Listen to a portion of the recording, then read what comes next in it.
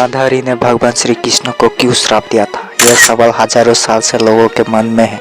श्री कृष्ण जो स्वयं नारायण है, जिन्हें कोई छू भी नहीं सकता, तो आखिर ऐसा क्या हुआ था कि माता गांधारी ने उन्हें श्राप दिया, और वो भी इतने भयानक परिणामों वाला?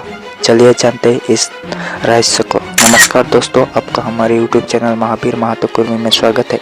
अगर आप चैनल में नए आए हैं तो चैनल को सब्सक्राइब करके वीडियो को एक लाइक कर देना। तो चलिए आज का वीडियो शुरू करते हैं। महाभारत का युद्ध समाप्त हो चुका था। कौरवों की सेना का संपूर्ण विनाश हो गया था। दुर्योधन, दुशासन और सभी कौरव भाई मारे जा चुके थे। कुरु वंश की महारानी माता गांधारी, जिनके आंखों पर हमेशा एक पट्टी रही, उस विनाश को देखकर भीतर से टूट गई थी। गांधारी एक तपस्विनी और सती स्त्री थी। उन्होंने अपनी आंखों पर पट्टी इसलिए बांधी थी क्योंकि उनके पति धृतराष्ट्र अंध थे।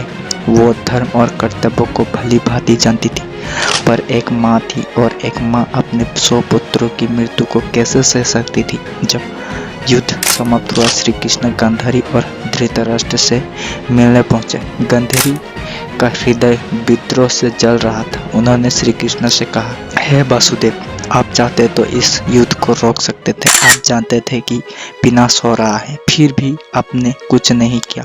आप केवल देखते रहे। इसलिए मैं आपको श्राप देता हूँ। जैसे मेरे कुल का नाश हुआ, वैसे ही तुम्हारे कुल का भी नाश होगा। यदुवंश का अंत होगा। तुम्हारे अपने एक दूसरे को मार डालेंगे और तुम्हारी मृत्यु भी बाद में अकेली होगी। श्री कृष्ण मुस्कुराए। उन्होंने गांधारी के श्राप को स्वीकार किया क्योंकि वो जानते थे कि ये समय का चक्र है, काल चक्र। युद्ध की समाप्ति के बाद अधर्म का अंत हो चुका था। अधर्म की भी अपनी लीला थी।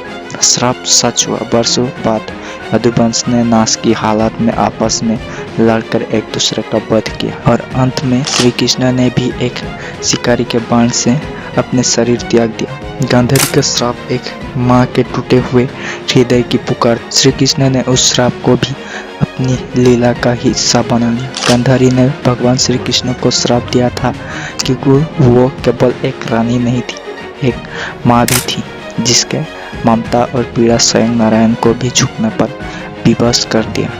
अगर आपको ये कहानी पसंद आई हो तो आप लाइक करें, शेयर करें, और हमारे चैनल महावीर महतो कुर्मी को सब्सक्राइब करना ना भूलें।